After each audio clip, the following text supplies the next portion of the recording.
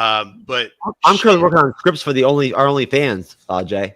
Yeah, because Shin reminds me so much of a character that was from the Darth Bane trilogy. I think they maybe kind of borrowed a little bit there. She even looks like her, so. I thought you said you were going to be serious to this. I'm sorry. I apologize. Yeah. I'm here today to meet the woman of my dreams. I've been talking to this girl on the internet for a while. I've actually been trying to save some money to go see this woman. Did you talk to her online? I go to the library, believe it or not, to talk to this woman. I met her on MySpace, and she's a very beautiful woman. She's tall, skinny, she's redhead, very beautiful woman. Why don't we do it this way? Because you've never met her before. Never met her. Well, then I'm going to ask you to leave for a few moments, and we'll want to bring her out, let the audience meet her, and then we can both observe you two meeting, which will be a nice moment in your life, okay? So if you would just all right, thanks a lot. leave her. We'll have you back in a moment. Thank you. So, her Maybe it'll be name is Angela Joby. Bassett. Let's bring out Joby.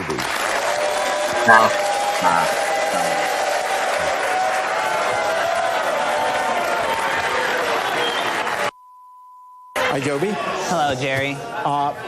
You are. Is that a tranny? You met here, Brad, here on the internet. Yes, we met on MySpace. On MySpace. And what attracted you to him? He was cute. He seemed very nice when in the message he sent me. Yeah. And no, that is a dude. That is a dude. And but I have a secret to tell him. You have a secret to tell him. Yes. And your secret is? I'm a man, Jerry.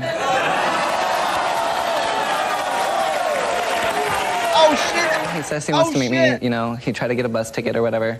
Yeah. I said I'd just call the Jerry Springer show. You know, because then it'll give it more. Well, let's see what his reaction is going to be.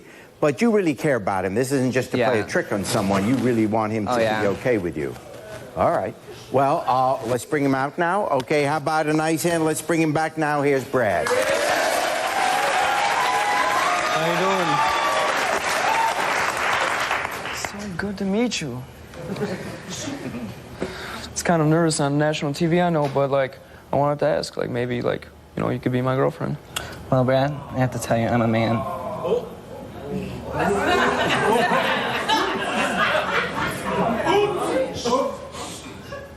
I'll try anything once.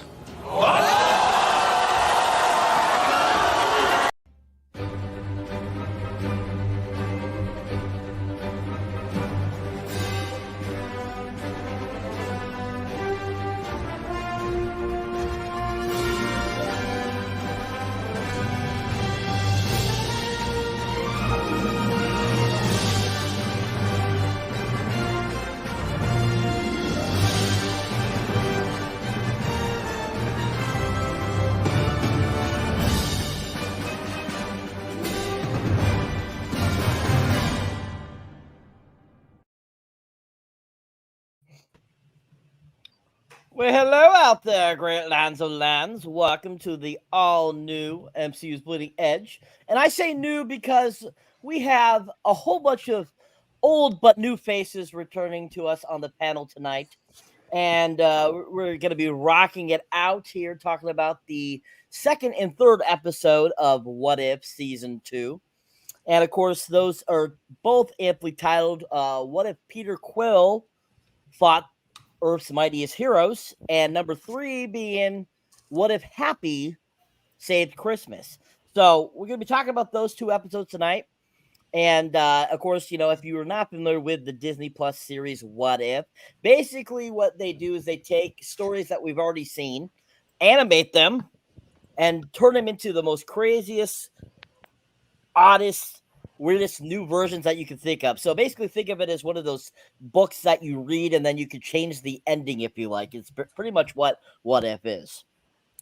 All right. So, of course, we have my trusty co-host, Mr. Jeff S. TrueKnowledge, on the panel tonight, of course. We have, of course, Andres, the pop culture guy, returning as well. We have Nate the Great, Ben, and then, of course, Kelly from Kelly's Reacts on the panel. How's everyone doing tonight? Doing great. Doing great. Excellent. All right. So I'm doing good, man. I'm never buying any fucking bus tickets again, though, after that shit. Fuck that. No way. Okay. You won't try anything once? Yo, if any of you actually thought that was not a dude, like, seriously, until, like, the dude said he was a dude, then I don't know. You should probably go hang out with Andreas up in the year 2043 real quick. It's pretty obvious. Pretty obvious. That would certainly be a nice Christmas present if you sent a bus ticket out and came back with that. That would be, yes. For those that aren't looking for that as a Christmas present, most definitely. Anyways, just to kind of get the roll starting here. Now, after watching these 2 episodes, just to kind of get everyone's thoughts process going here, how do you feel that these first 3 episodes compared to the first season of What If? Do you feel that it's pretty much the same, or do you feel that they upped their game going into this season? Which, just a reminder, everyone, they actually filmed all the voiceovers for these prior to them to this being released. They actually had done all the episodes together, actually. So the first season and second season are actually all part of one season. So this was already done, and they just finally edited everything and put it out for us. So what were you guys' thoughts there going into this? Do you see any differences between these first 3 episodes of this season versus the previous season? Starting with you, Nate the Great. So that's kind of hard because I actually watched. I haven't watched today's episode yet, but I've watched after this till yesterday's episode, and I don't really think that they've really added on or upgraded their game to anything until really episode 4, because it's really, it's new stories, yes, but you get the same end result. They haven't really done much of a change up until really episode 4. So, all right, thank you, Andres. Same question, sir. Sure. Yeah, I think personally for me, this is much better than the first season. I would say I fairly enjoyed the opening of season 2 and these last 2 that just watched recently. I mean, the first season it's pretty decent. I mean, there's great standouts. We can talk about Doctor Strange, the Sinister Strange, and the Wakanda, T'Challa, Star-Lord, and then Killmonger. But yeah, this season I've been fairly enjoying it a bit more. I think there's a bit more consistent, and they're actually playing out more what ifs, I think, than last time. But hopefully they don't do anything that's like last season, a Avengers kind of build up. I just want this to be a single standalone kind of stories, but we'll see. Excellent, thank you, sir. Kelly, same question. Your thoughts comparing the first 3 episodes of the first and second season? I am still binge watching the first season. I just binge watched the first 3 episodes of season 2, so I can't really reflect on the difference between season 1 and season 2 just yet. But so far as in season 2, I think there is. I don't watch a lot of the animated things. This is kind of like a first in a while, but I think it's turned out great so far. The way it's presented and everything. Like I said, it's hard to really compare when I haven't really seen the whole first season yet to really get in depth with it yet. But so far, I've been intrigued to watch the first 3 of the season 2, and so far they are great. So if they have improved compared to season 1, then I will find out shortly. Awesome, excellent, thank you, Ben. Same question, sir. What are your thoughts on the first 3 episodes of season 3 compared to season 1? First 3 episodes. I think, honestly, I think it's better. I think it's kind of stepped away from the whole Avengers buildup, which is what kind of bogged me down during the first season. I still loved the first season, but this second season has been, I guess they could be more free with what they're doing, and it's more like it's within these first 3 episodes, it's basically just like one-off little short stories, kind of like Stories of the Jedi type thing, or Tales of the Jedi, excuse me. So it's really I've been really enjoying it. I have no complaints so far. It's been a lot of fun, actually. Awesome. Excellent. Thank you, Ben. Mr. TrueKnowledge, same question, sir. Your thoughts comparing the first 3 episodes of the first season to the second season? There's really not that much to really point out. I mean, of course, like with the concept itself, what if? I mean, from from episode to episode standpoint, there is no concurrent theme anyway, right? There is the connective tissue is not really there, so the animation seems exactly the same. Like you said, they did all this in the same shot, right? This is basically one big season. We knew that. We talked about that when we reviewed the first season of What If. So at that point, I anticipated the animation would be, it still looked different. I mean, it really is a big change up compared to doing live action all the time, right? Like it's different. And honestly, I feel like you guys could, bring this up in your own, contributions, bounce off this if you want. I feel like for me, Ben, Nate, Andreas, Cyber, you guys have all done episode reviews, before. And something about when you do What If with the animation, right? And plus you have the short episodes too. There just isn't as much to talk about, almost, right? There isn't as much to give almost to the panel, I guess. Like I'm on the panel tonight, right? Mm-hmm. Then when you watch like live action shit, like WandaVision, Loki, Falcon the Winter Soldier, and whatnot, I could talk about that shit for 3 hours, right? Right. It's hard to talk about 2 episodes of What If with 7 people and talk and make that work for 3 hours. Unless you're going to just play a lot of videos of like Jerry Springer or Maury Povich and shit, which I'm fine with, right? But I mean, either way, I love what that guy said. I never watched that clip before I put it up. I just threw it up there and figured it'd be interesting. It was short. I didn't actually think that dude was going to end it up so well. What did he say? Like, I'll try something once or whatever? Try anything once. Yo, that was dope, son. That was dope. I'm telling you right now. That was almost, I mean, that and What If are both dope. That's all I can say. But that was definitely set up a good tone for the show. No, there's really not much difference other than the fact that, of course, we're getting some characters that we saw in the last season, but now we're getting some characters, that didn't get much time in the first season that are kind of getting some flex. So that's good. I'm looking forward to that, right?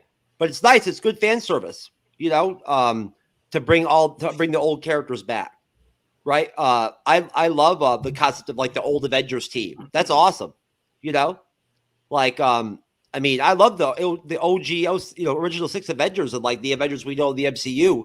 But I like how What If for doing stuff like putting together a different Avengers team, right? It's cool. That's why I can't wait for Marvel Zombies, man. I wish they'd give us a fucking release date on it and whatnot, because we're going to review that, and that's going to be really cool.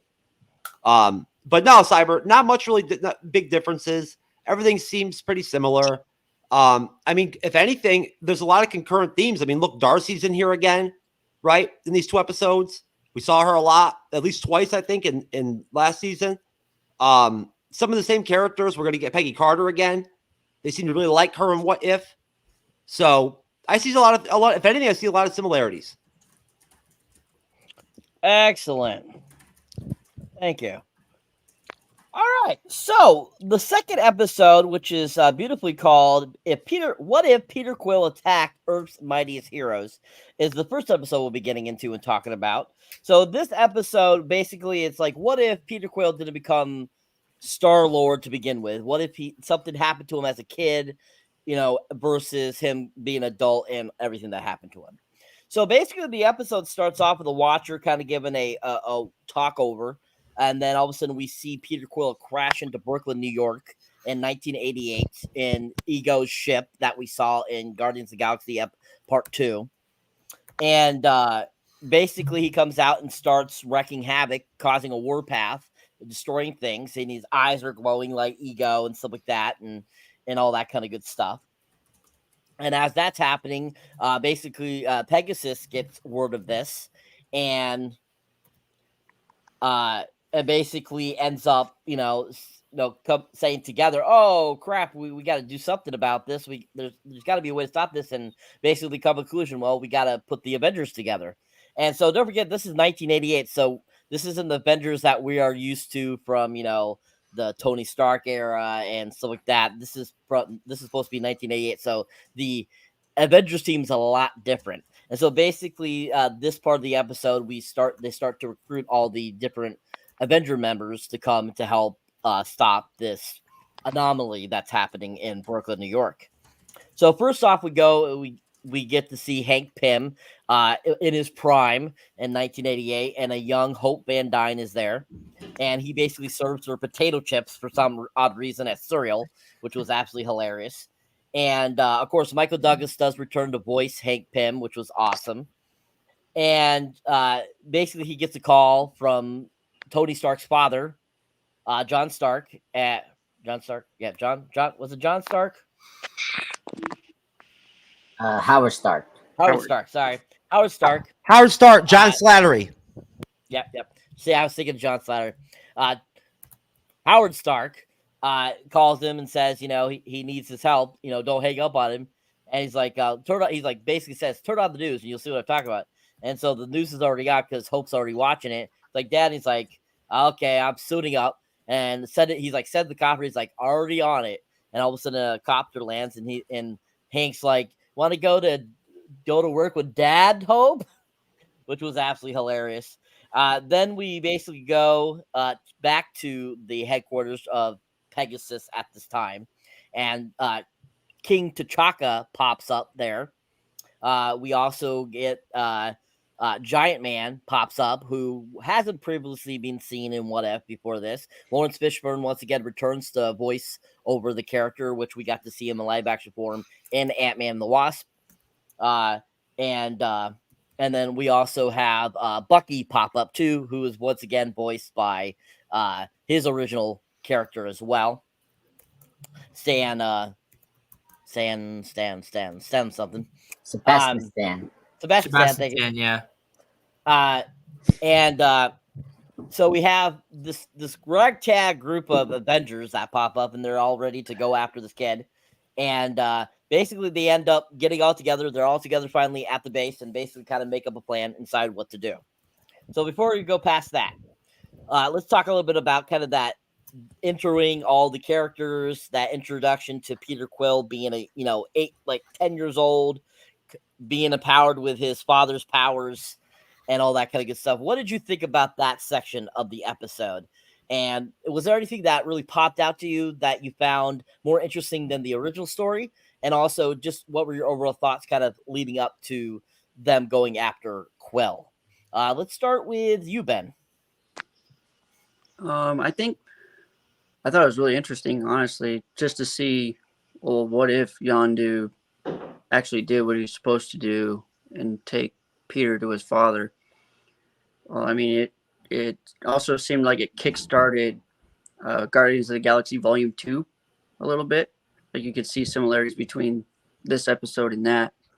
And then I like the whole premise of it, and also seeing this different Avengers team and seeing the chemistry between all these other characters and stuff like that. It was a really good, it was just really fun. Really good, fun beginning. Not enough diversity though, right, Ben? Like, unless there's like more women than men on the team, it doesn't work anymore. It's not good. So I was a little bit put off by that. Oh, I'm sorry, Jeff. I'm sorry. But yeah, I really enjoyed it. It was funny. It was interesting. And I was just along for the ride at that point. Those are my thoughts. Excellent. Thank you. All right. Nate the Great. Your thoughts, sir? I kind of, this thought's actually coming from somebody who's isn't a character in the show, as if I was a character in the show. We don't really, as the episode really went along, we saw that the narrative of the boy has changed as the time has gone on. First, he was a guy that has been wanting to. He seemed like a guy who's been wanting to just attack and destroy everything in his path. But then as the episode really, I don't want to say that without actually spoiling it now that I realize it, but I kind of liked how they really just changed the narrative of him as the episode goes. Excellent. Thank you. All right. Andres, your thoughts, sir, on that portion of the episode? Very good. I like the what if of seeing the like previous like the legacy characters becoming the Avengers, like seeing Hank Pym actually become, you know, the Avengers, but like the Avengers member, because in the MCU we don't really get the Ant-Man and the Wasp as the Avengers members as sort of like the comics. So for this episode, I was so happy they did that, and plus I was very happy they actually not only used that but also Giant Man, which we'll get into. Yeah, I really like the what if of, you know, Pierre becoming like part of Eagle's plan for real, but instead of being an adult, it's being a kid, which I really like, and I think it, you know, this episode does a good job of respecting what Guardians of the Galaxy Volume 2 did for Eagle, and here I think they did a really good job of expanding that a bit more. It show how powerful Eagle is, you know, especially like if he controlled Pierre as a child, which we see in the beginning. Yeah, and stuff like, you know, seeing you know, Hope as a young kid and seeing a bit more of the father and daughter relationship, a bit more fleshed out than the first two Ant-Man films, which was great, and I actually really enjoyed that. But I really enjoyed this sequence. I'm excited to talk more about the other stuff when we get into it. Excellent. Thank you, sir. Kelly, your thoughts on that portion of the episode, please. I have to agree with Nate. It's interesting seeing the what if portion because you're used to seeing him a different light, and never would have thought that it would have started that way with him having that. What's up? Yeah, exactly. I'm trying to think of that word. Oh my God, my mind's blocked. But anyway, I agree with Nate because I like how it just gave us a different opportunity to see what if it was this way instead of, you know, keeping it the way it always, you know, doing like a prequel to him when he was a kid. But I just liked it, enjoyed it because there's a few little Easter eggs in there that I kind of pinpointed and kind of related, even knowing what the previous movies were like and everything. But this was actually a pretty good intro to this, and I liked how they just changed it up and gave us the what if it was this way instead, and it kind of has a different storyline. I really enjoyed it a lot. Cal, did you not know that in the animated universe, people still age? I did not know. Oh, well, there you go. See? True knowledge, baby. Yeah, there you go, bitch. Oh, there you go. She's sucking in there. Now I'm just going to have to drop a fuck. I can see it coming now. I start when I get my Maine accent going there, then you'll hear something. Well, thank you. I'm so glad we have we've come to the conclusion that Jeff is a bitch. Anyways, so Jeff, your same question, sir. Your thoughts on that portion of the episode, please. I already knew I was a bitch. I mean, She-Hulk, believe me, she convinced me very quickly. Right? It didn't take long. I you know, she domed you again. When she manhandles you, you pretty much figure out pretty quick what the whole deal is and whatnot, who you are as a man and shit and whatnot when you're getting picked up and carried like a fucking baby and shit to the bedroom and whatnot. You know, that's some serious shit, baby. Right? Some soul searching shit. I'm telling you right now. Y'all don't know. You know, I'm telling you, that's some serious garbage right there. You don't want that to happen to you because at that point, It's deep, baby. So yeah, I knew I was a bitch, and probably She-Hulk's bitch. That's it. Not Echoes, not Kel's, right? Certainly not that dude from I'll Try Anything Once. But no, I like the intro. I think that this episode is really good. Overall, it's very consistent. It's really great that they brought somebody, the voice actors, back again. I think that's really cool from a like a human connection standpoint, and from a standpoint of I guess appreciation almost towards the actors and actresses for their love for playing the characters, what it means to them, right? Because they embody themselves and live these characters for long extended periods of time. If you think about it, the whole MCU thing is something that has never happened before. Actors and actresses aren't used to being the same character for 10 years. That's not normal, right? Not continuously or consistently, So like when I see them coming back and doing that, I don't believe they're coming back and doing it because they're getting paid. I'm sure they're getting something out of it, compensation, but I'm just saying I think they're doing it because they want to. It's a sign of dedication to the character, all right, and to the fans. You know what I'm saying? Like a thank you, right? In a way, I think, because I believe that if I was in their position, I'd have to imagine that they probably feel very blessed to like have a chance to be these characters, right? I mean, it must feel really good to be like, be able to be Captain America and look fucking like as dope as Captain America looks. Like you could fuck any chick. Like Captain America could walk into any bar, right? Like in his suit and shit and whatnot for Winter Soldier and shit with his shield and shit and whatnot, and pull some pussy in like 2 minutes if he wanted to. If he wasn't so pure and like, virginess and whatnot and everything and whatnot, so dedicated to Peggy, he can pull. So, right? If I put my Ronin costume on, bed, Cal, do you Nate, do you think I would be pulling at the bar? I don't think so. I'm telling you right now, I'm a scary sight in that bitch. Yeah, I wouldn't want to see that, honestly. No, I've been told by women that I'm more attractive in the dark, but the costumes are like don't benefit me.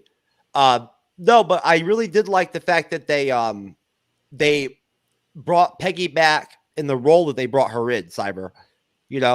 She wasn't Agent Captain Carter, right? She was Peggy from the MCU that, like, with Howard, that started S.H.I.E.L.D. and shit and whatnot, right? Putting the team together and whatnot. Like, and then we'll talk about her, later in the episode, what else she does. Yeah, just a really great intro.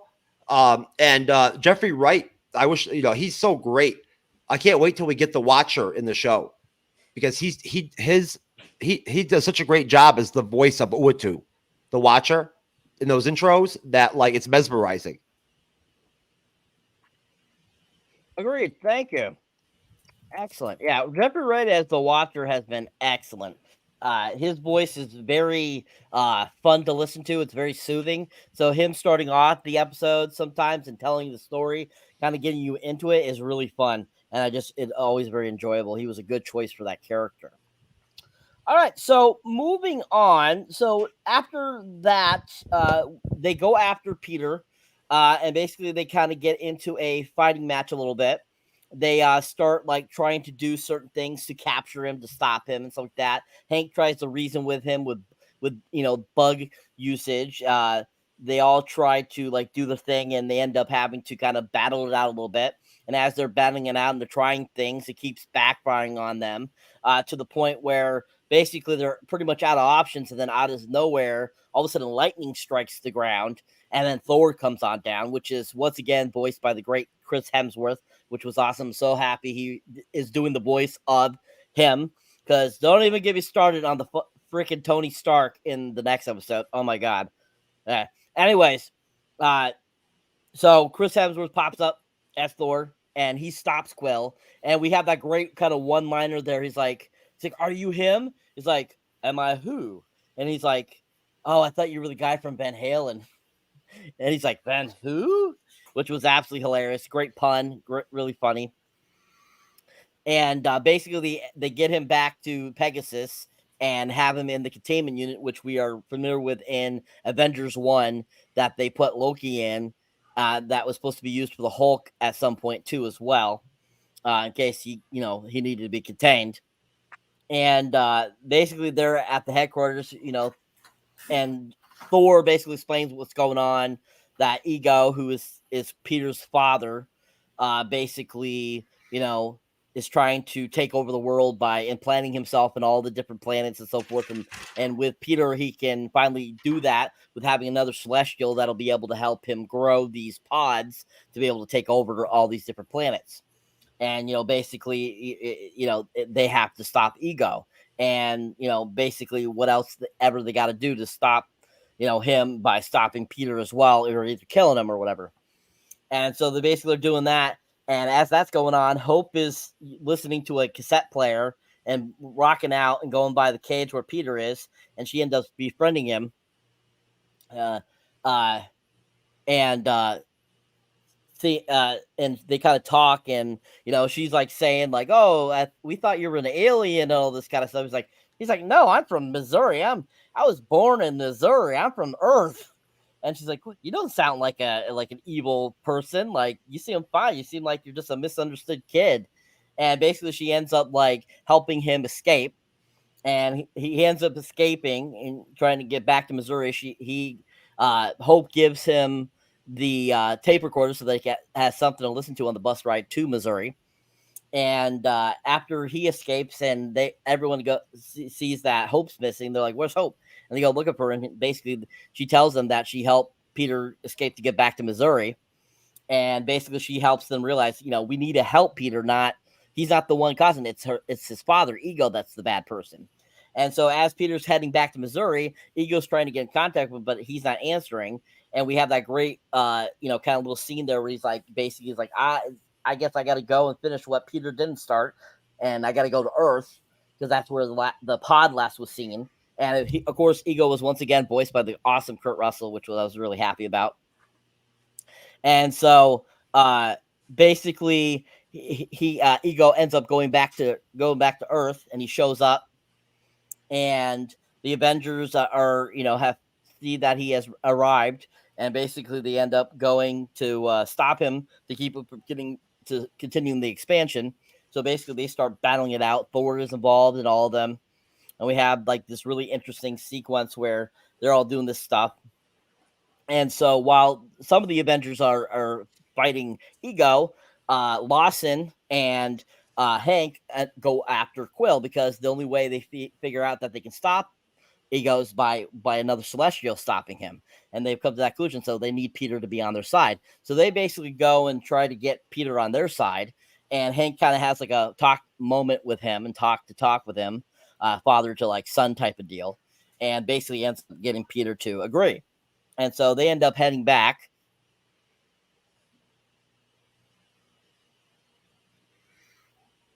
And as Peter and Hank make their way back, basically they end up having to grab the expansion before Ego can get it.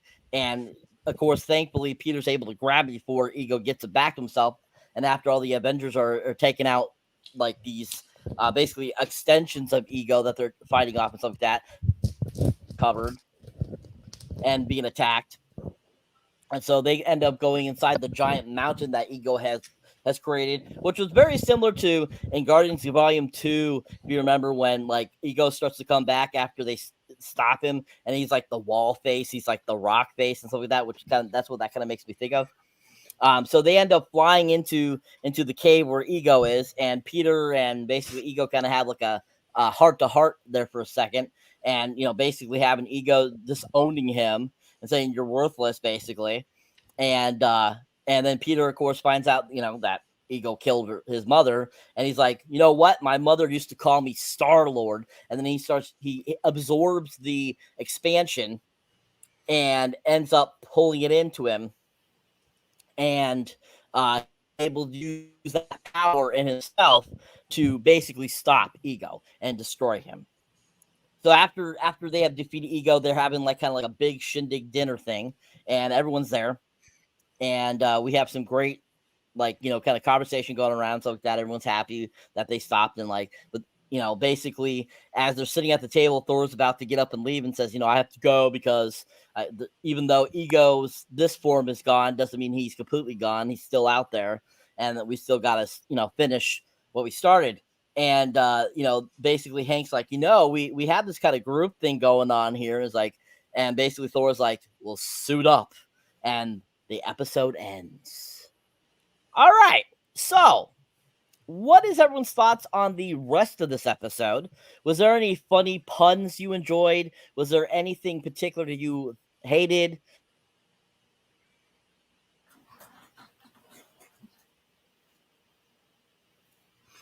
Uh-oh. Frozen it's again. like Cyber shut out. Yeah, it's this time around. His rider is very weak this time around. Jeff, you're unmuted. Oh, my bad. I think Cyber, I think you forgot your bus ticket there for a minute, bro. You were Iceman. No, I'll have to say one of the things that really made us, my wife and I, laugh while we were watching this episode was the light beer comment. He's like, "What is this delightful beverage?" And he's like, "Oh, light beer, exotic. I must have more." It was just hilarious. I'd love it if anybody would actually just tell that joke to somebody in real life. Right? That is fucking awesome. Like, seriously. That is dope. That is funny as shit. I love it. Anyway, Cyberneticshark, I'm sorry, sir. You popped out there for a minute and whatnot, so we were just, hanging in neutral. Yep. I don't know why they did that, but whatever. That's all right. So anyway, the internet gods are not... Just go with the flow. Just go with the flow. Anyways, folks, so your thoughts on the end of this episode, starting with you, Ben. Okay, I'll repeat what I said earlier so you can hear it. But I basically I loved the end of the rest of the episode, especially that father-son moment that Hank Pym was able to have with Peter.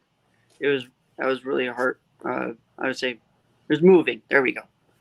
Heartwarming too. It was really, and also we got to see Winter Soldier kind of break out of that assassin mode, and Howard Stark was able to talk him down from shooting Peter, which was really cool too. That was a really, really interesting side piece to that whole scene. And then I think the funniest part for myself and my wife included, we both laughed at this, was when they're having that dinner and it comes in on Thor and he's like, "This is a delightful beverage. What is this?" And I think it was Giant Man that said, he was like, "Oh, light beer." It's like, "Exotic. I must have more." It was we laughed pretty hard at that one. That was a good one. That was a really good one. But yeah, those are my thoughts. Excellent. Yeah.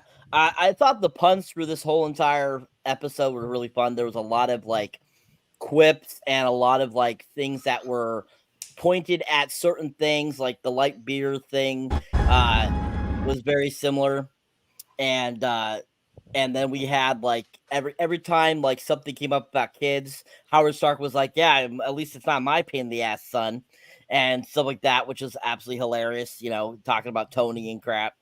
And there was just a lot of those little points that were pointed at certain things that were from previous Marvel films or Marvel projects and stuff. I thought that were really fun. And the light beer, I think, is one of the best ones agreed in this episode. All right. Pop culture guy, your thoughts on the conclusion of this episode? Love the conclusion. I thought this was really great. I didn't spoke too much, but I really like the team up here. I love, we got, Captain Lawrence from Captain Marvel, King T'Challa from, Black Panther, the father of T'Challa was really great. T'Challa? The fuck, there's no L in that shit. Time cop. Crazy. T'Challa. Oh my god. Yeah, and then what else? Winter Soldier, and then Giant Man. This is what you need to use Lawrence Fishburne to be Giant Man. So suck it, Ant-Man and the Wasp. You fail. this character, and this show did a better job using Giant Man.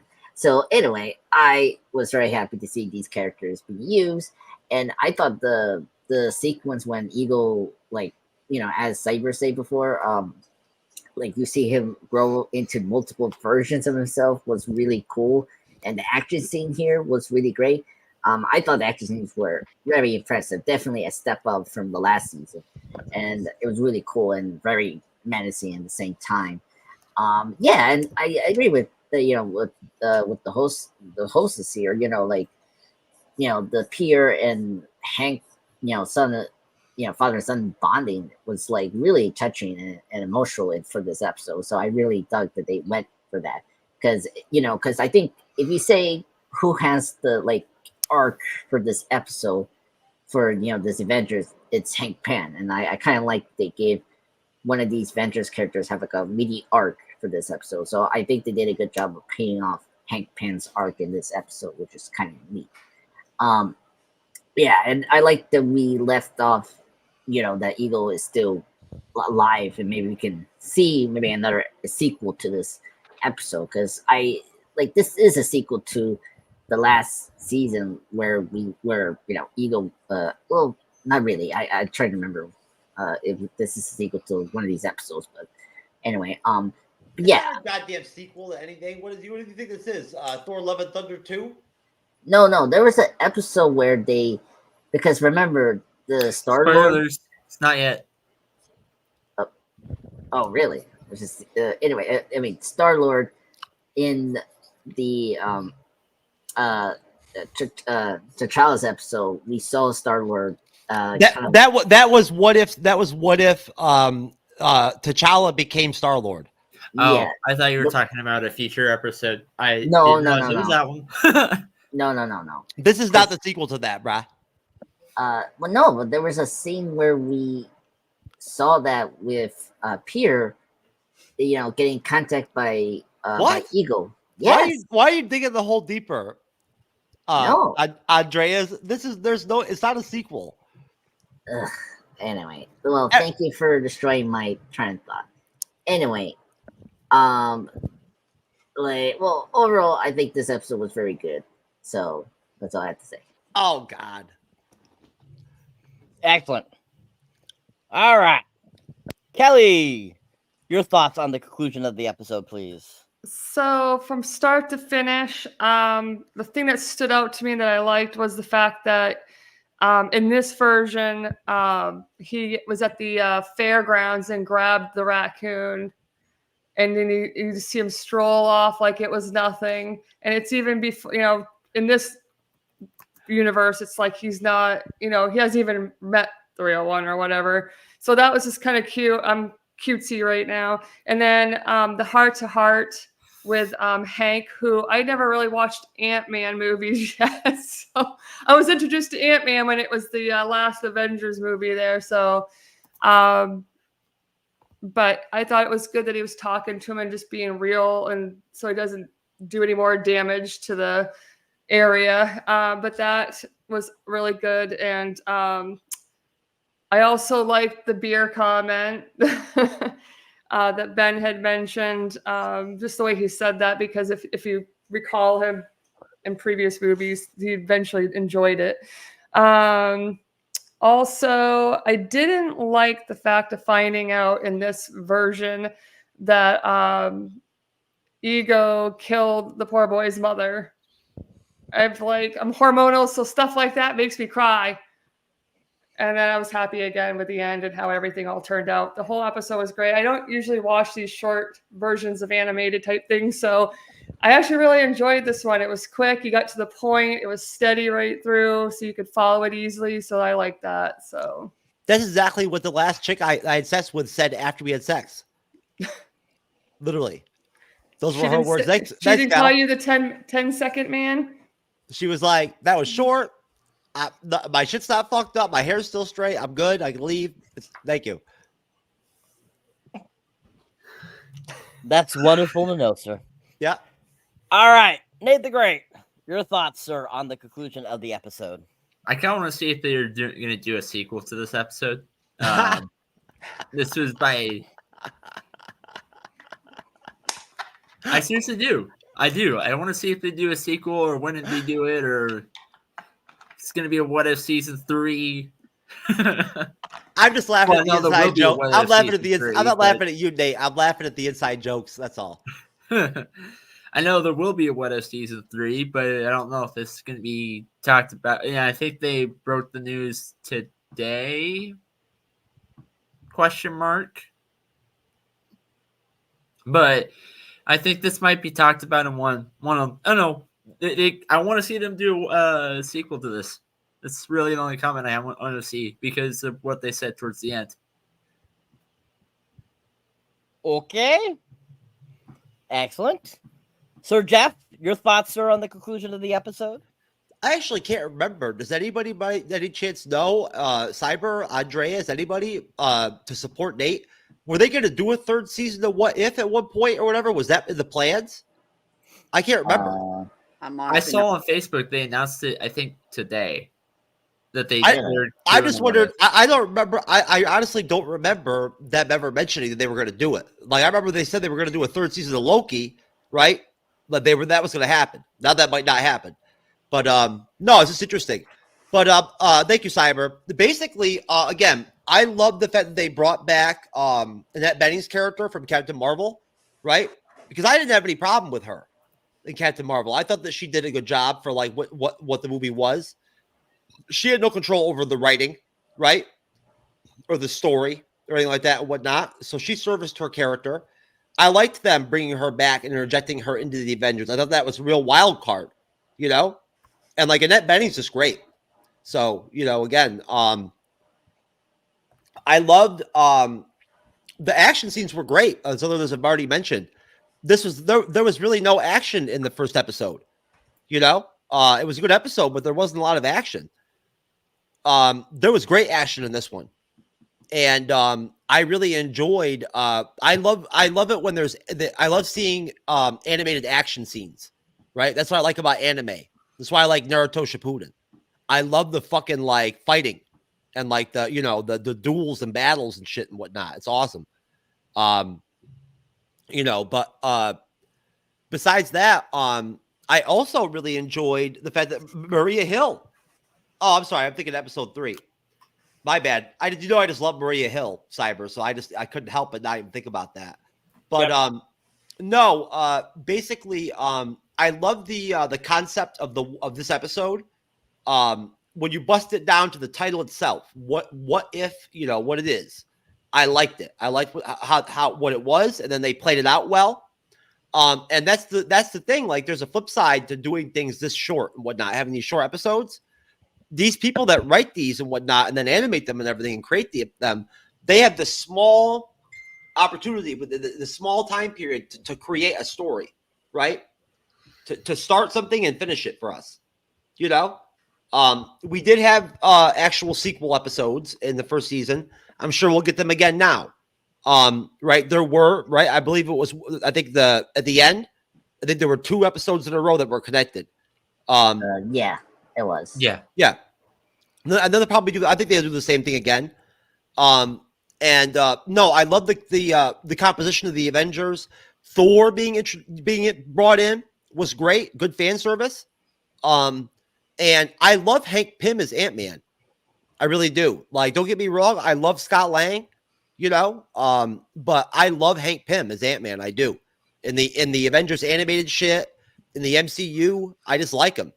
I thought, you know, that the whole bringing Hope with him to like fight or whatever, whatnot thing didn't really make any logical sense to me, right? I would think that would be like stupid to move to make. I like Hope as the Wasp. I don't want to see her as like the kid that, like, you know, that fucks shit up or whatever, whatnot. But the Winter Soldier was a great angle. They've used him in What If a couple times before. I loved them inserting him into things, just making him a part of. He was actually a part of the Zombie Avengers too. Yeah, he was. I remember that one. He was. Yep, and that was a surprise for everybody. They were like, "Oh shit!" They put Bucky in the Avengers, right? So that was dope. I love the Winter Soldier. I can't get enough of him. I mean, honestly, this What If stuff might be the last time we ever really hear about it again. We're never going to see any flashbacks or anything like that again of him as Winter Soldier. He's moved on from that. He's what is he now? White Wolf. He's White Wolf now, baby. Yeah. There you go. So yeah, man. Great episode. Real improvement from episode 1, I thought. And I love Nebula, don't get me wrong. But this is a really good one. And shout out to Kurt Russell, like you said, Cyber, for coming back and voicing Ego. Kurt Russell is the bomb. White Earth, baby. Agreed. Woohoo! Agreed. I mean, to talk about What If Season 3 there, Nate, for a second. Originally, when they stated they were doing What If, they said that they were going to do initial 24 episodes altogether. And so basically what they were saying was that they were going to take those 24 episodes and split them into several seasons. So that third season is just other episodes they've already done that they're just finally going to be putting out. So yes, there will be a season 3 of What If, and there'll probably be a 4th season to round out all 24 episodes, because that's when they first announced What If, they said that they were doing a total of 24 animated episodes that will be like around a half an hour each for What If. So you still have a few more episodes to go. After this one will be at 18. So another a few they'll need. So the rest of them will be probably season 3. So yeah, so that would be correct, that they would have 3 seasons. All right. So if you have a trailer ready, sir, we'll break it up. Give people a breather between this episode and the next one we'll be talking about. And while you're getting that ready, let's just go around the panel. What number would you give this episode between 1 and 10? So you, Ben. Sorry, I was on mute. But I would say I really liked it, so I'd probably say around 9.5. I really enjoyed it. It was fun. It flowed well. The quips were funny. There was some deep, meaningful stories told in it as well with Peter and Bucky. So, and I had a great time. 9.5. All right, thank you. And then I guess you have to get going, sir. Yeah, I do. I gotta put the kids in bed. So. All right, sir. Well, as everyone has said, great to see you. Mm-hmm. We'll give you a proper send off here. And is there anything else you'd like to say before you got to take off? I won't get into too much of episode 3, but I really enjoyed it. It was a lot of fun. It was funny. I liked the parody, as I'm sure you'll go into the whole Die Hard parody. That was a lot of fun to watch too. So loved it. Loved episode 3, and plan to keep watching each episode each day. So thanks for having me on, and I will catch you guys next week. All right, Ben. Thank you, sir. Thanks, guys. Soon.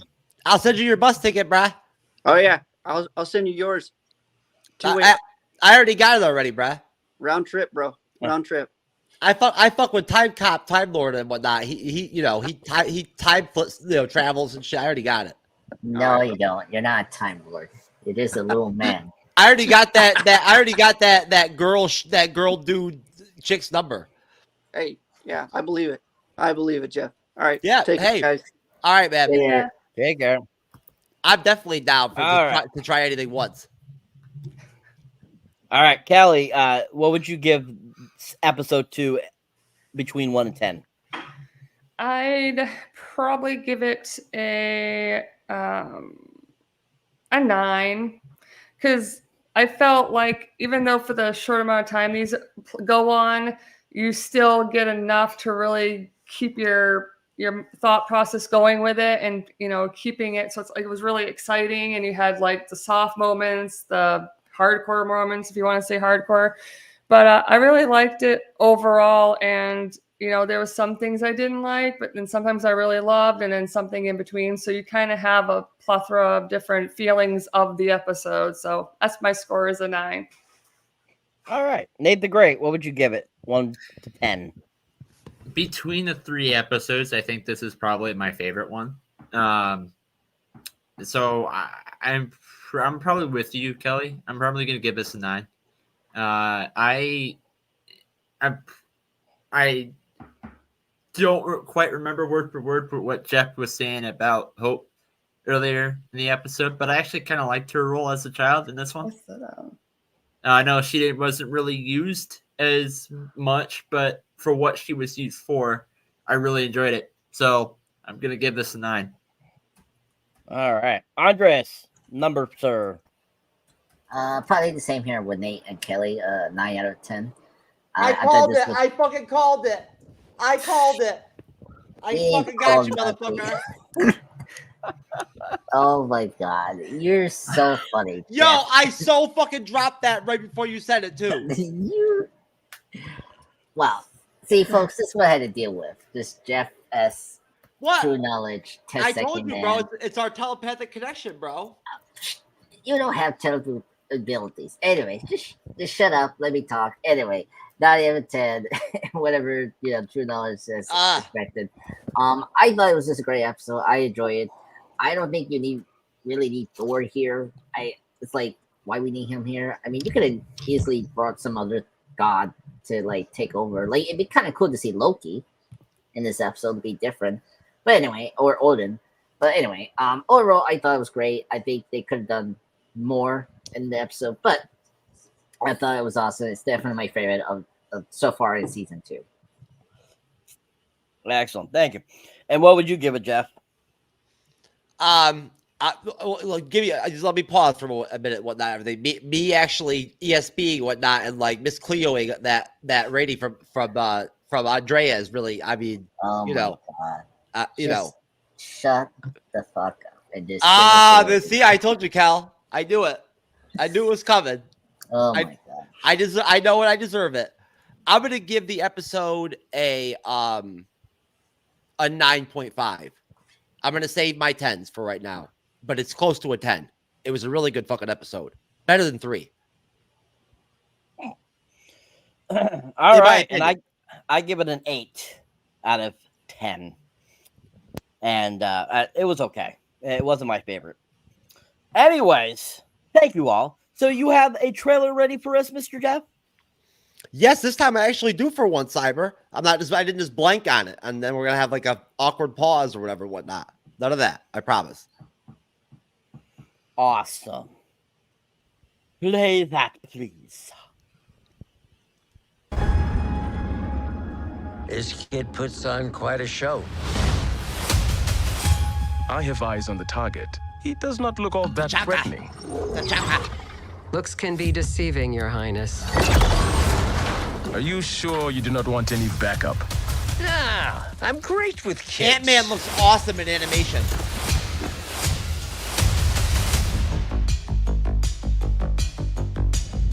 You thought the story was over. But it was only just beginning. I don't do sequels. Normally. Hella is so fucking hot. But things have gotten a little twisted. In the multiverse. I love that shot.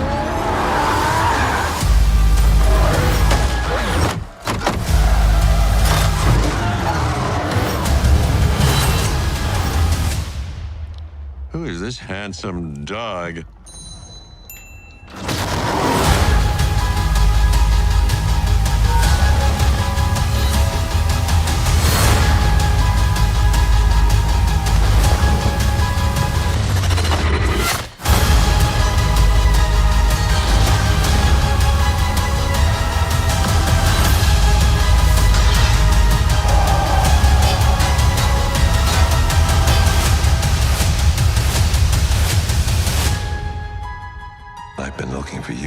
This is a good trailer. For a long time. Time. Just be careful. I don't think I can bear to narrate what might happen next.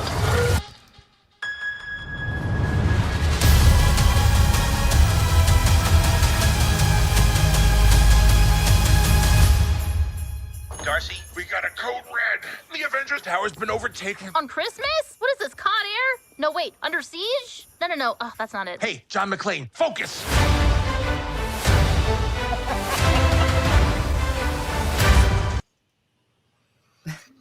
Absolutely hilarious. The puns in the third episode are absolutely priceless. Great trailer there, folks. Great trailer. Oh, I love it, Cyber. That's a great trailer. And can't forget, before we move on to episode 3, anybody else notice Goose was in this lineup too at the end of this of episode 2? He was walking with the rest of them along with the 2 kids.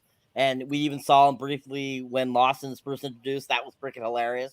Yes. Absolutely freaking hilarious. I think I did. I think I noticed that too, actually. Freaking hilarious. I did not, Cyber, but if you don't mind me real quick, I just wanted to point out that there's a new character in that trailer, that Indian character, that female character that they created for What If. That she's not from the comics or anything like that and whatnot. They just created her, I believe, for the series. There's some great stuff in that trailer, man. I love it. That's a great trailer. That's better than any of the What If trailers that they did for season 1. Great. Very good trailer. Lots of good storylines they decided to go with. All right. So, episode 3, which is called Happy Hogan Save Christmas. Oh, my goodness. So for all those diehard fans out there that consider Die Hard a Christmas movie because it fucking takes place during Christmas, oh God, this is without a doubt very Christmas episode. I love that, of course, John Favreau came back to voice his character, Happy Hogan. And we got pretty much a majority. We got Kat Dennings coming back to play Darcy, Kobe Smulders playing Maria Hill, Justin Hammer, of course, being voiced by the awesome Sam Rockwell. This episode was just everything that I was looking for in a good episode. This episode was by far my favorite of the season so far. So basically, it starts off with a Watcher talking. Kind of starts off. It shows this like Hulk looking thing attacking the Avengers. He's like, oh, wait a second. We need to go back and start at the beginning.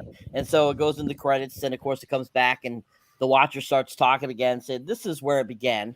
And basically it starts off with Happy getting Stark Tower ready for Christmas because they're having a Christmas shindig. And we see them putting a giant Santa hat on top of the Stark name.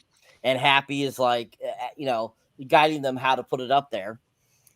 We of course get reintroduced to Darcy, voiced by Kat Dennings, which I'm sorry, the representation of the animation of Darcy in this is nothing what Kat Dennings really looks like. So I was kind of disappointed in that it wasn't shaped more like her. They don't give her any props at all. Yeah, no. And we have that great little scene at the beginning there where basically Happy's trying to get rid of her because she's like annoying him and to go get maraschino cherries, which is really super funny. And of course, at that moment, we have a few different puns there that are really funny. And basically, as Darcy's leaving, we get basically the reintroduction of the great Justin Hammer, who we haven't seen in live action form since Iron Man 2, played by the awesome Sam Rockwell, who by far I think was one of the best parts of Iron Man 2. I loved him as Justin Hammer. I thought he was perfect as Justin Hammer. Sam Rockwell is just one of those great actors that can really form into his characters, and I thought he just was perfect as that character. And I've wanted to see him return as the character in several MCU films since. So hopefully we'll get that in the future with him.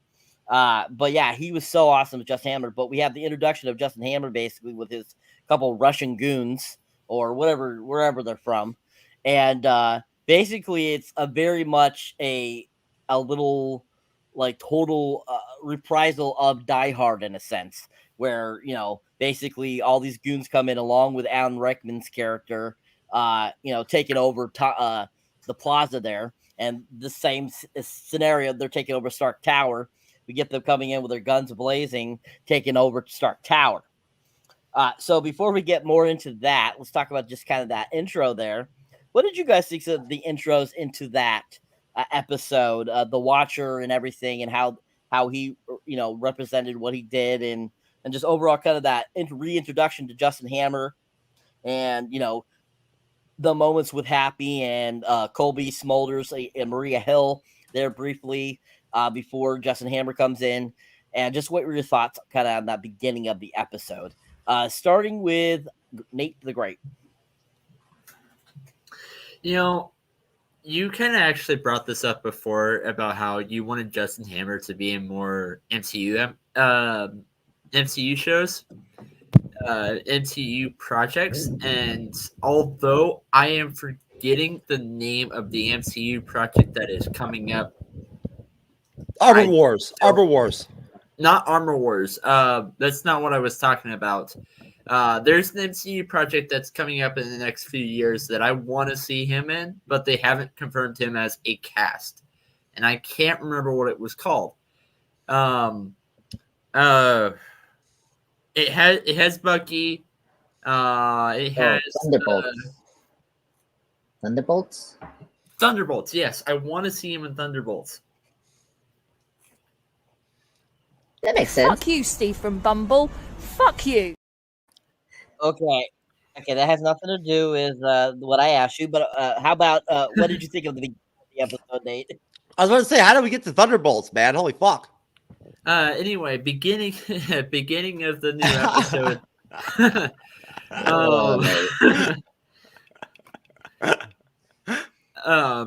So at the beginning of the new episode, I thought it was a pretty cool. You said that it wasn't really my favorite because there wasn't really any like jaw dropping moment, I guess is what I'm trying to say. They talked about how this, we get introduced to this green purple Hulk thing, and you go into Justin Hammer is a different. No, it was good, but it wasn't really my favorite. Okay, Andres, your thoughts on the beginning of the episode, sir? The beginning of the episode was good. I really enjoyed the narration from the Watcher. I really like how he has this this festival kind of feel to the Christmas time, so that gets you into the mood of the Christmas episode we're watching.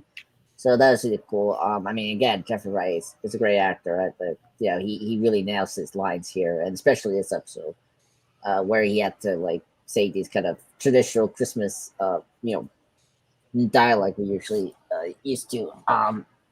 Yeah, and I always happy to see Justin Hammer. I mean, Hammer is such a great Iron Man villain. Love him. I'm so excited to see Sam Walkley here again. So I thought the opening there was great to pick up from Iron Man 2 and see him attacking the Avengers. Like, come on, we need that for the live action movie. I'm so disappointed that Marvel hasn't done that. So overall, great opening. I'm just excited to talk a bit more of the other parts. Excellent. Thank you, sir. Kelly, your thoughts on the beginning of this episode? I always like Happy. He just has this such a corny but yet really hilarious sense of humor, and how he's put on this Christmas party, and I guess his assistant or someone's assistant, Darcy, there seems to annoy him at times and everything. But I just like how it also, I'm not sure if this is close to the beginning. I'm drawing a blank on the beginning a little bit, but the intro to Justin Hammer, but I'm sure we'll get to that part at some point. But that beginning is just kind of really set the stage and the mood for everything. So I really enjoy it. I love Happy and his sense of humor. Excellent. Thank you. Mr. Jeff, your thoughts on the beginning of the episode? Oh, man. I hate it when I'm trying to do a banner on StreamYard or whatnot and I get interrupted. Damn it. Now I left Cal hanging and whatnot and everything and the spotlight. Basically, I like Happy Hogan. I like Jon Favreau in general. I like the fact that he directed the first film with Iron Man, right? That started the whole MCU. Like you said, Cyber, without Iron Man, there's no MCU, right? So, you got to give Jon Favreau credit, man, because he went to bat for fucking RDJ with Feige and whatnot, Marvel Studios. Favreau did. He was like, I'm not going to make the movie without him. Flat out. I believe, if I remember correctly, did he say flat out, I'm not going to make the movie if you don't cast Downey Jr. or whatnot to play Iron Man? So, I mean, I could be off. I'm sorry, but I think that was literally where he was at. So I mean, I just give him credit for that, and the fact that that he's decided to be a part. They found him a place, a role for him in the MCU for all this time. If you think about it, as we continue to lose all of the, we lose older characters, right? We lost the original. We're going to lose the original 6 here soon. They've only got so much life left in them. We already lost the heart of them. So, right, like people like Happy at Favreau, they're really, I mean, they're what we have left. Tom Hiddleston, Loki, right? Rhodes, Justin Hammer. So, it was nice for them to feature him, I guess, right? For once, instead of having him be sort of just always being like the friend or like the assistant or helper or whatnot to Tony kind of guy. But he has a great relationship with Peter, with Spider-Man. So, but no, great intro. I like what's her name? Kat Dennings' voice acting is really good, I thought. Right? I never noticed that before. But she actually has a really great voice, right? It's kind of hard to like think about it when you're looking at like how how wide her hips are, and how big her ass is. She is built like a fucking stack, but so I never really thought about her voice that much, but she sounds great. And she really has like a very personable, like poppy kind of like sort of just positive and like whimsical kind of like tone to her voice that I find enjoyable when she banters and whatnot, everything, right? She has some pretty solid comedic chops. She does when she's given opportunities to do it. Every time she's been given a chance to have screen time in the MCU, she's done a good job, right? So I love them incorporating her into What If the way they have. And the only thing that was missing from the intro was Howard the Duck. All right. Good job, sir. Good job. Thank you. All right.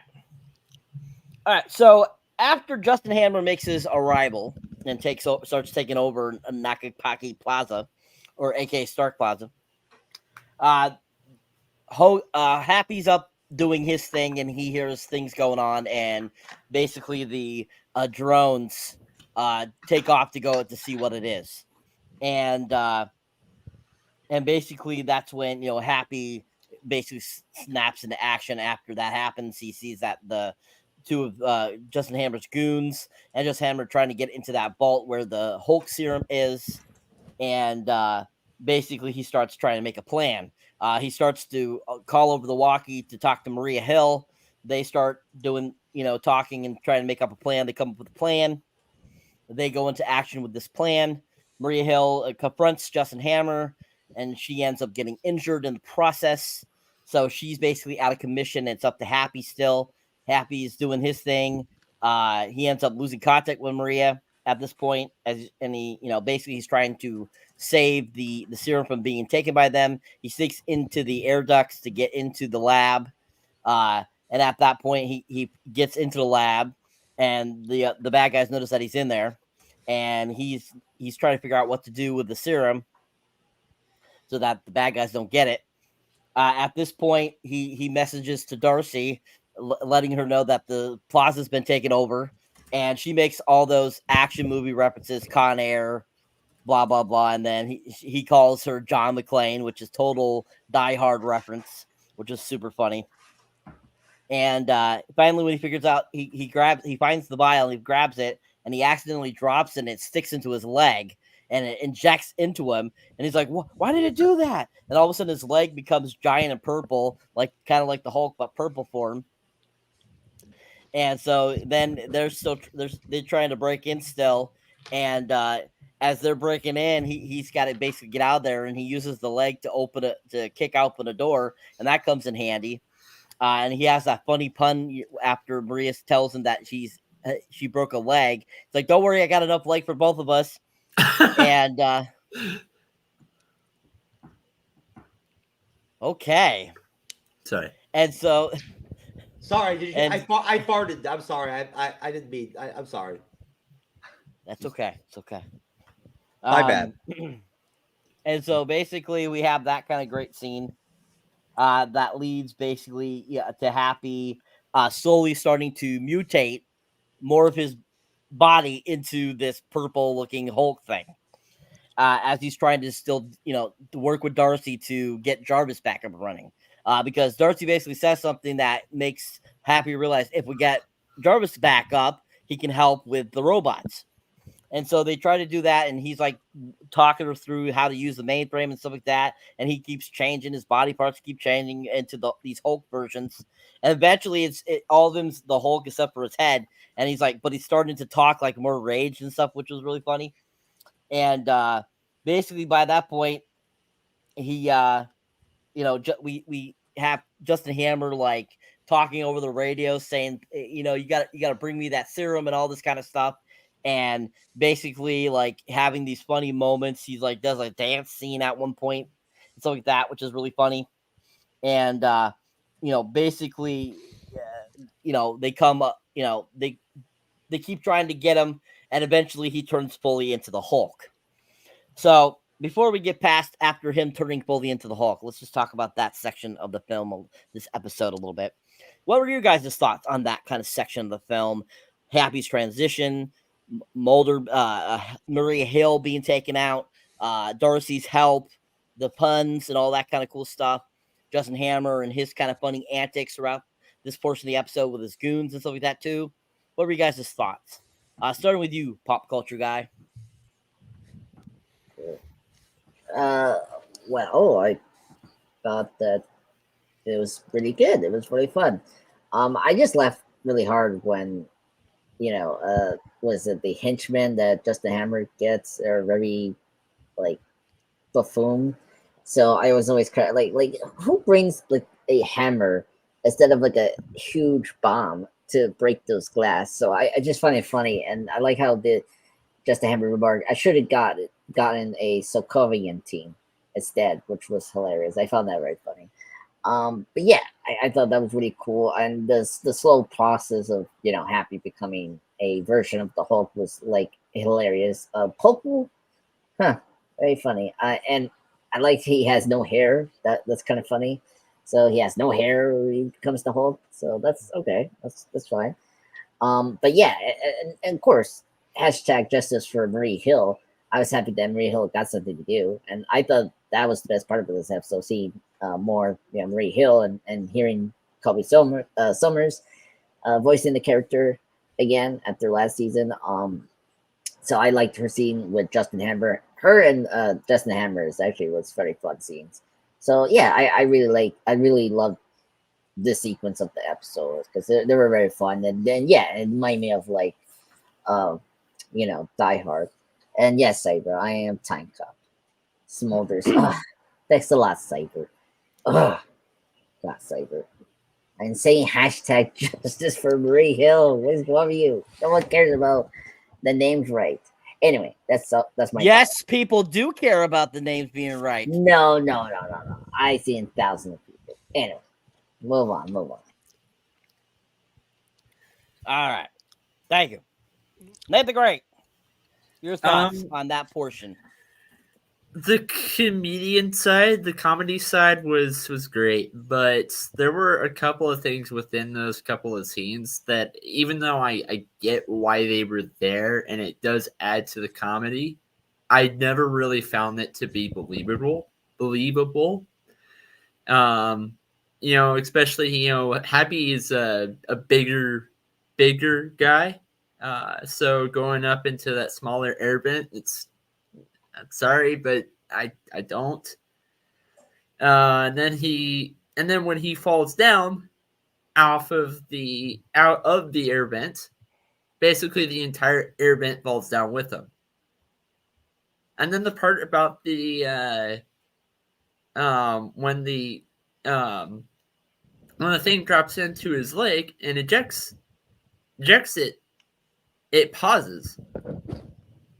And then it continues to drop and get into his leg. It's funny, but it's not believable for me. I didn't really I don't think I enjoyed that section as much as probably some other people on the panel have. Okie dokie. Kelly, your thoughts on that section, please. Yeah, so just like Nate just said, I actually found it a little believable because it's like a comedic klutz, and that klutz is like that's what makes more of the humor.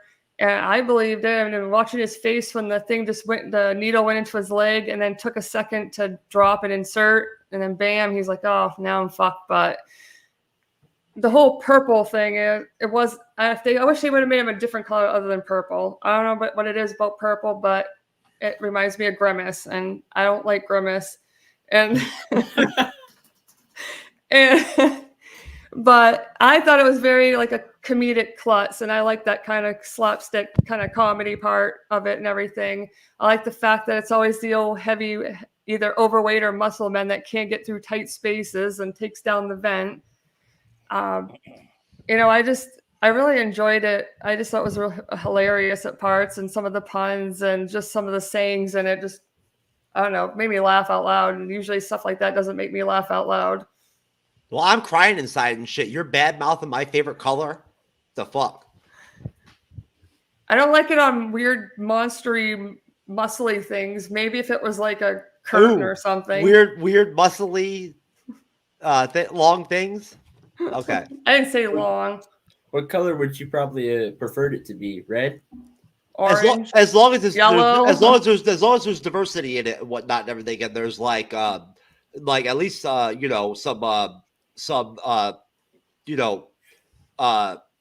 people in the shadows type of so Hispanic. You got to have some color in there. As long as it's there's diversity and everything and whatnot, I'm good with it. Purple's no good. You got to have black or brown or white, right? Actual human being colors. There you go, folks. Anyway, yeah, I mean, when he first popped up, I thought it was Drax at first. For a second there, because Drax was kind of a reddish purple color. So, I have to agree with Mr. Jeff there.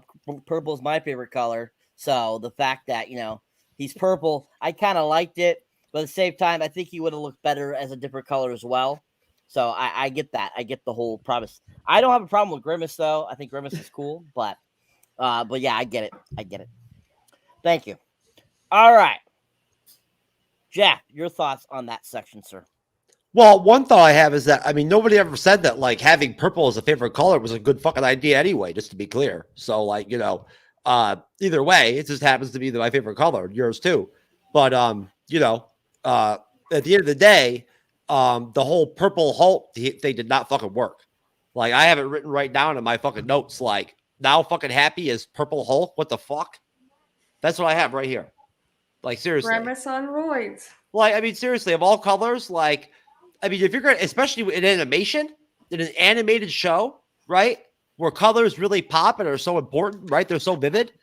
Like the contrast of them. Maybe you could pull off fucking purple. Red Hulk, you could work, right? Red Hulk is going to work in Captain America 4. But Purple Hulk, he can't do it, man. He can't Hulk smash, bro. Not rocking purple. So I was digging Happy in the beginning of the episode. But when Happy started fucking like enlarging limbs and shit and whatnot and be going purple and whatnot, I lost it. The episode lost me on that shit. I'm with Nate on it. I just kind of like my interest level just deteriorated along with the enlargement of the limbs.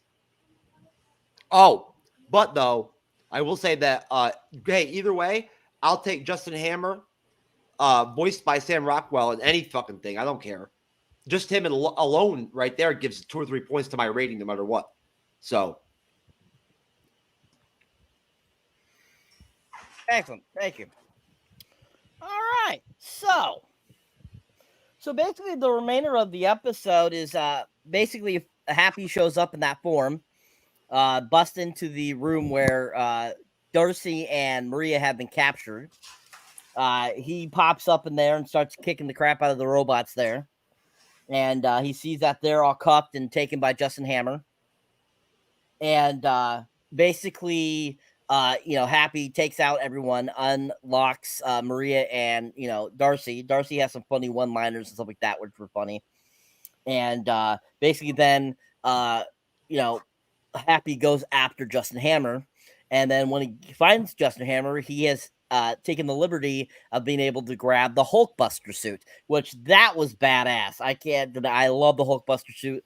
Hulkbuster suit has been sweet since Avengers: Age of Ultron. It was great to see it again. And Justin Hammer takes over the Hulkbuster suit, and basically him and Happy start to have it out. And so they're basically battling back and forth and stuff like that.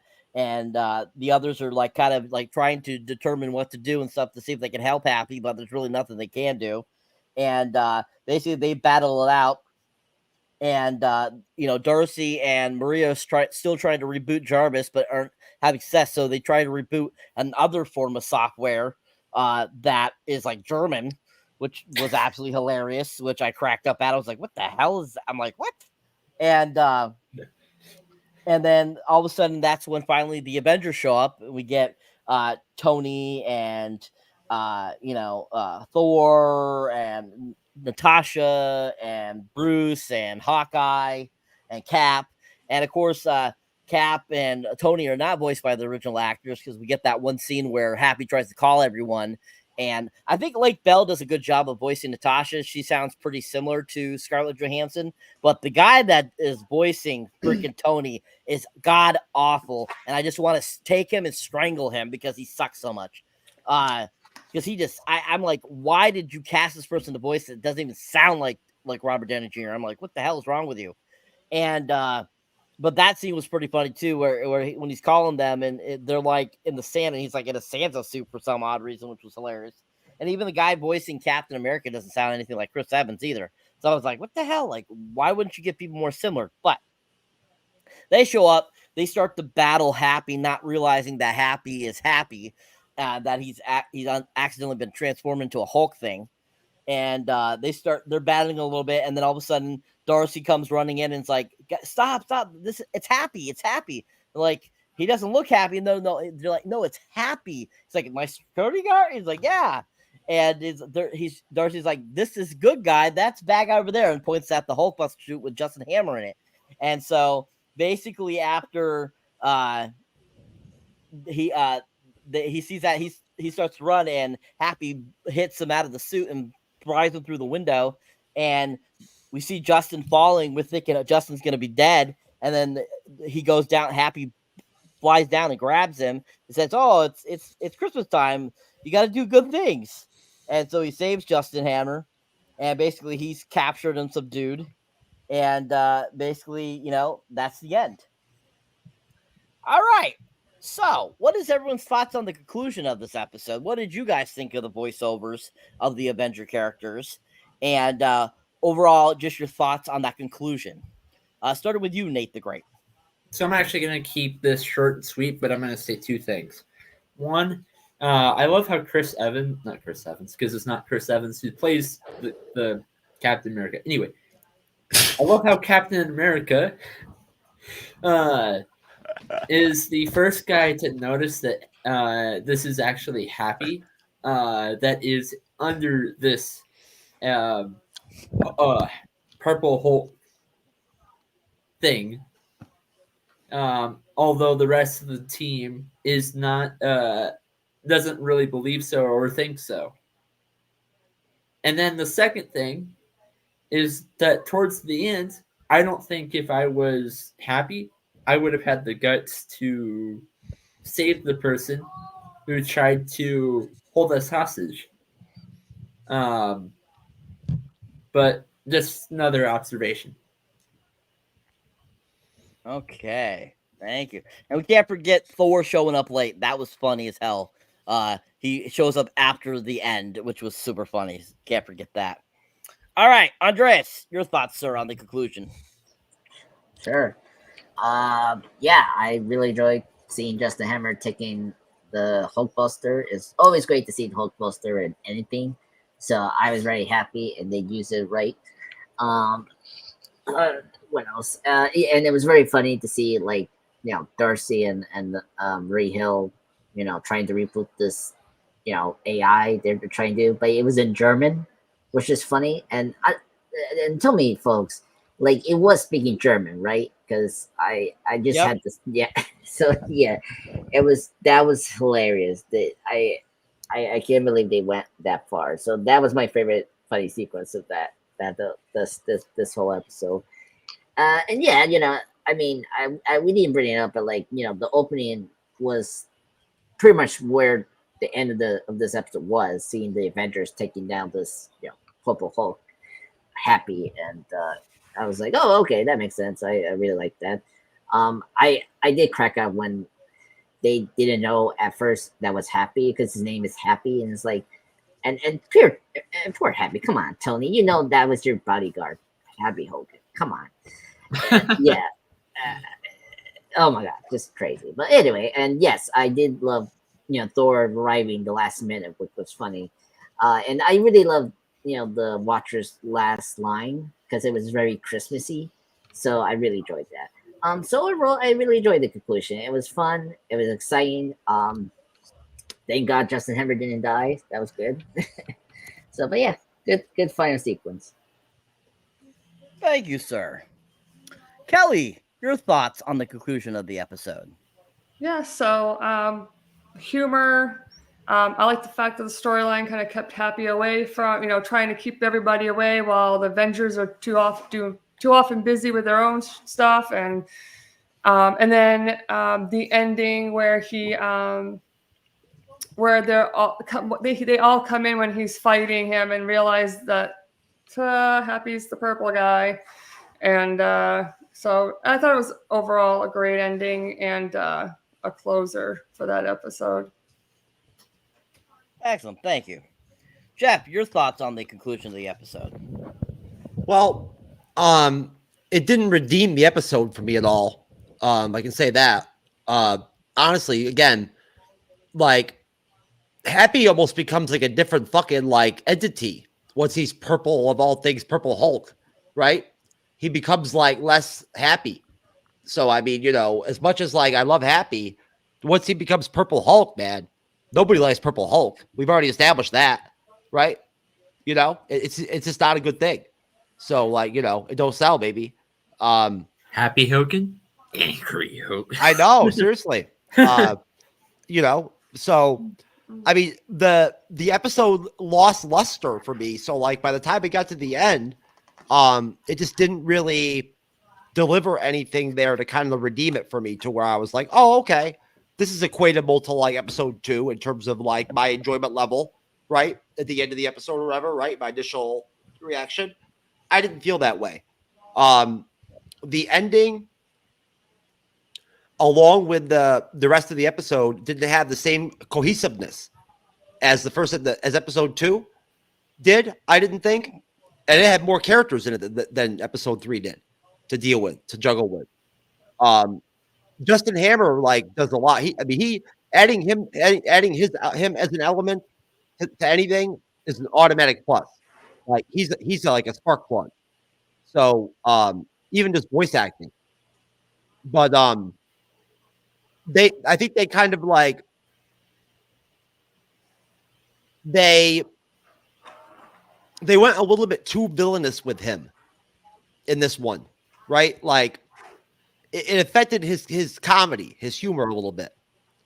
And the whole deal with him wanting to be a Hulk 2 and all that shit, I don't know, at the beginning. Overall, I found the ending of the show, at least I guess, liking Happy in the MCU, it was nice that like Happy saved Christmas. That's a good thing. It's a positive like message. In general, though, the process of getting to that, part with the whole Purple Hulk deal and whatnot, everything was not exactly a theme that really worked heavily for me. I loved some of the secondary characters. Great shout out on Thor popping in. I love Thor. He's great in animation. I agree with you as far as Tony goes. I've seen, I think, 2 different actors try to do Tony's voice since the MCU came out in the Avengers animated stuff.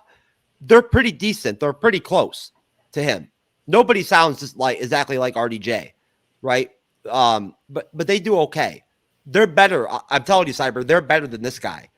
This guy doesn't have the tone of it at all, the voice. But in general, Darcy, again, I'm gonna rate the episode higher than I would because of the characters, because Darcy was in it, right? And because Happy was in it, and because Hammer was in it. That carries a lot of credit with me. That's it. Okie dokie. So why don't you go ahead and give your rating then, and then we'll go around the table, give ratings. I don't know. Time Lord, sir, what's my rating going to be? What do you think? Can you call me out? Okay. Oh, I see how it is. All right. I got it. That's okay. I'm going to give it a 5. I thought it was going to be higher. Nah, 5. It was pretty much flat for me, especially since 5 for him. I watched it right after episode 2. That did not help it. Okay. Pop culture guy, your rating, sir. I give it an 8 out of 10. I mean, it was a filler episode.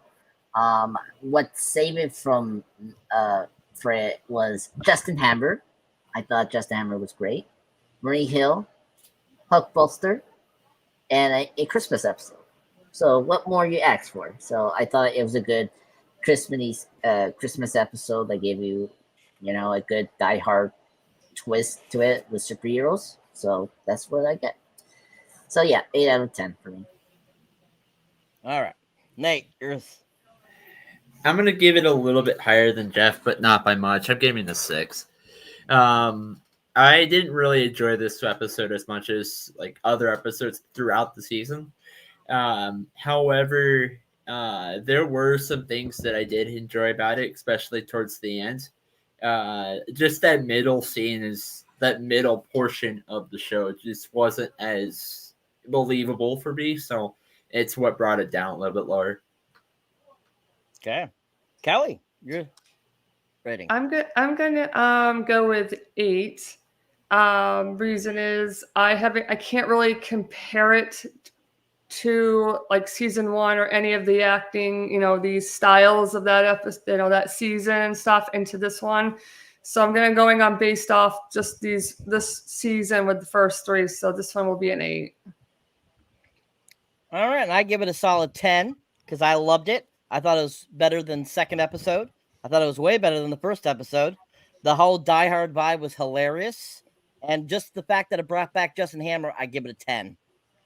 All right, folks, that is those 2 episodes. Thank you very much. That is the end of this review. I will hand it over to Jeff to take us out. Most definitely. And we just want to thank everybody for coming on. We want to thank Ben. Most definitely. Kelly, Hun, I know it's been tough for you up in Maine and whatnot with the storm you had and all that, and the loss of power and all that. Thanks for coming on, finally, Hun. We really appreciate you. Thank you very much.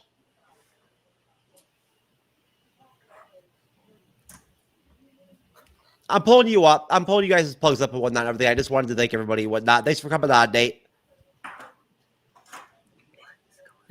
I enjoyed it. Okay. I'll start off with Mr. Time Cop, Time Lord, Angela Bassett, Foot Massager, year 2063. No, I'm not Tarantino. What you're talking about? Oh my God, sir. Anyway, hello everyone. This is Andreas Pop Culture Guy. This is my channel, Andreas Pop Culture Guy Channel Presents. I'm up to 863 subscribers. Thank you everyone. And of course, Merry Christmas. So yeah, yesterday I posted my retrospective review on Batman Mask Phantasm for the 30th anniversary. Tonight, I'm going to post my top 10 favorite Avengers villains. So check that out very soon. I'm working on it right now. But yeah, thank you thank you everyone. It was great to see you, Kelly. Great to see you again. Nate, the great. You're awesome. So yeah, please support me and Cyber to reach the mark towards the end of this year. So it would be great for 2024. So yes, I really enjoyed today. What If? I thought the 2 episodes were fun. I'm excited to move forward with some of the next episodes in the next coming weeks. All right. Excellent. Okay, let me switch over here to Cal. Sorry, Cal. No ladies first on the Bleeding Edge.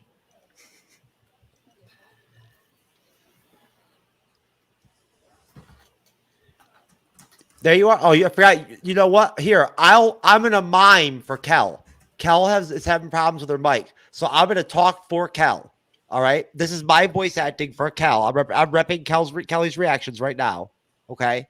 So I mean, like literally, this is some intense shit. All right. This is Kelly's YouTube channel. Okay. Now, of course, I don't know Kelly, or like I don't run her channel, but she takes better pictures than I do. Obviously, you can see she was really good in her pictures. And she's a reactor, and this is her channel. She's killing it. She's already at 2.52 subscribers. You should probably try to support that and make sure she gets a little bit higher than that. Nice to see her hit 3,000. But this is just some of her reactions right here.